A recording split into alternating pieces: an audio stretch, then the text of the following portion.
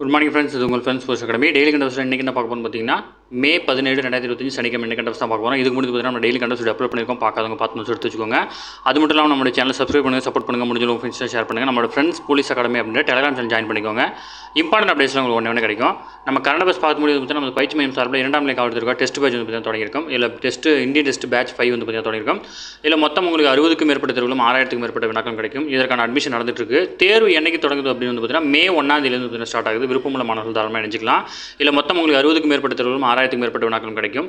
இந்த ஷெட்யூல் டிஸ்கிரிப்ஷனில் கொடுக்குற வியூ பண்ணி பாருங்கள். உங்களுக்கு ஏதாவது டவுட் இருந்துச்சுன்னா ஸ்க்ரீனில் இருக்கிற நம்பருக்கு கால் பண்ணி உங்கள் டவுட்டை நீங்கள் கிளாரிஃபை பண்ணிக்கலாம். சரிங்களா?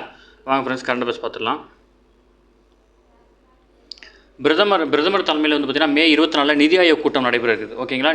அதாவது இந்த நிதி ஆயோக்கில் நிர்வாக குழு என்பது நிதி ஆயோக்குடைய முக்கிய முடிவுகளை எடுக்கும் உரிய அமைப்பு. இதில் அனைத்து மாநில முதல்வர்களும் யூனியன் பிரதேச துணைநிலை ஆளுநர்களும் முக்கிய பொறுப்புகளை வகிக்கும் மத்திய அமைச்சர்களும் இருப்பாங்க.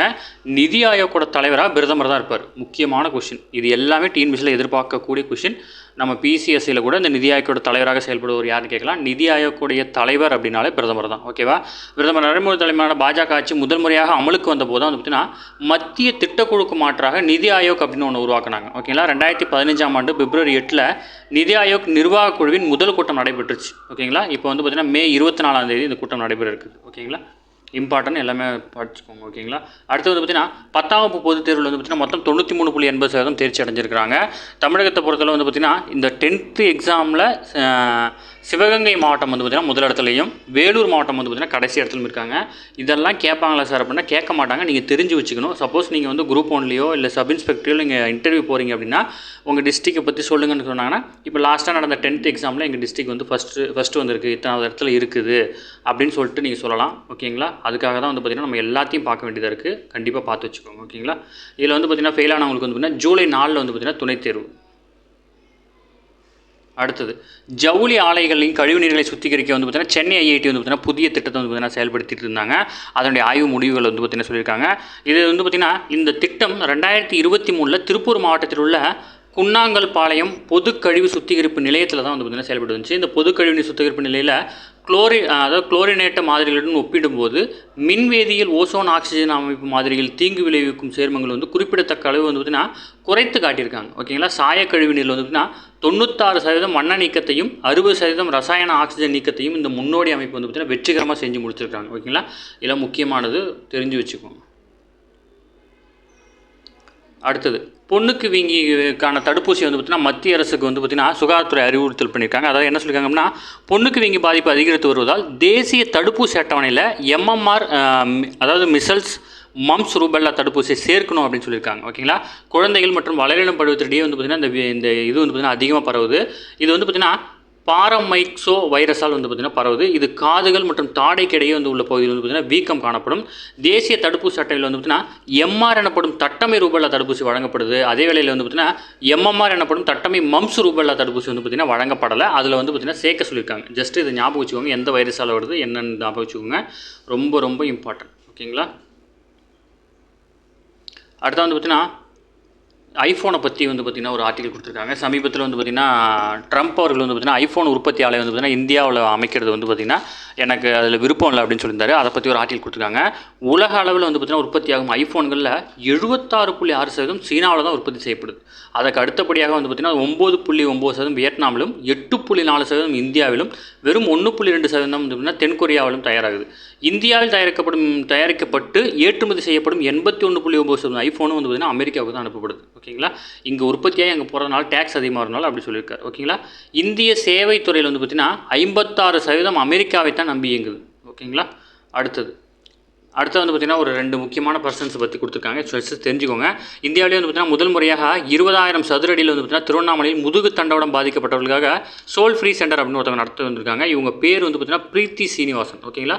முதலில் கல்பனா சாவ்லா விருது பெற்ற முதல் மாற்றுத்திறனாளி பெண் இவங்க. ஓகேங்களா? இது அதனால தான் இவங்க பேர் இம்பார்ட்டன்ட். அடுத்து வந்து பார்த்திங்கன்னா சஃபீனா இவங்க வந்து கேரளா வயநாடு நிலச்சரிவின் போது வந்து பார்த்திங்கன்னா உயிரை காக்கிறதுக்காக ஒரு இடத்துலேருந்து வந்து பார்த்திங்கன்னா அந்த ஆற்ற கடந்து ஆந்திரா போயிருப்பாங்க. கல்பனா சாவ்லா விருது வந்து பார்த்திங்கன்னா இவங்களும் வாங்கியிருக்கிறாங்க. ஓகேங்களா? சிறந்த ஆளுமைக்கான விருது 2024 இவங்களுக்கு கொடுத்துருந்தாங்க. ஓகேங்களா? இது முக்கியமான நோட் பண்ணி வச்சுக்கோங்க. அடுத்தது அடுத்து வந்து பார்த்தீங்கன்னா பாகிஸ்தான் ஆதரவு பயங்கரவாத நடவடிக்கைகள் எதிராக இந்திய நிலைப்பாட்டை எடுத்துரைக்கும் வகையில் வந்து பார்த்தீங்கன்னா பல்வேறு கட்சிகளைச் சேர்ந்த நாடாளுமன்ற பிரதிநிதிகளை பிற நாட்டுக்கு அனுப்ப மத்திய அரசு திட்டமிட்டிருக்காங்க. அடுத்த வாரம் முதல் இந்த குழு வந்து பார்த்தீங்கன்னா பல்வேறு நாடுகளுக்கு 10 நாட்கள் பயணம் மேற்கொண்டு நம்ம வந்து பார்த்தீங்கன்னா ஆபரேஷன் சிந்தூரை பற்றி வந்து பார்த்தீங்கன்னா எக்ஸ்பிளைன் பண்ணுவாங்க. ஓகேங்களா. அடுத்ததாக வந்து பார்த்தீங்கன்னா இந்திய பொருளாதார வளர்ச்சி 6.3% இருக்கும் வந்து ஐநா கணிச்சிருக்காங்க. இதுக்கு முன்னாடி வந்து 6.6% இருக்கும்னு கணிக்கப்பட்ட நிலையில் தற்போது 6.3% இருக்கும் அப்படின்னு வந்து பார்த்தீங்கன்னா கணிச்சிருக்காங்க. ஓகேங்களா. உச்சநீதிமன்றத்தினுடைய 11வது பெண் நீதிபதி பெலா எம் திரிவேதி வந்து பார்த்தீங்கன்னா ஓய்வு பெறாங்க. ஓகேங்களா. இவங்க வந்து உச்சநீதிமன்றத்தினுடைய 11வது பெண் நீதிபதியாக கடந்த 2021ஆம் ஆண்டு நியமிக்கப்பட்டாங்க. இவங்க வந்து பார்த்தீங்கன்னா இப்போ ரிட்டையர் ஆகிறாங்க. நோட் பண்ணி வச்சுக்கோங்க.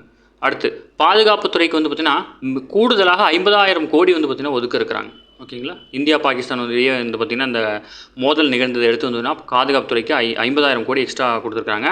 அடுத்தது ஐக்கிய அரபு அமீரகத்தில் நடைபெற்ற ஆசிய தனிநபர் ஓப்பன் செஸ் சாம்பியன்ஷிப்பில் இந்தியாவின் அதன் நிகழ்சரின் வந்து பார்த்திங்கன்னா 2ஆம் இடம் பிடித்திருக்காரு.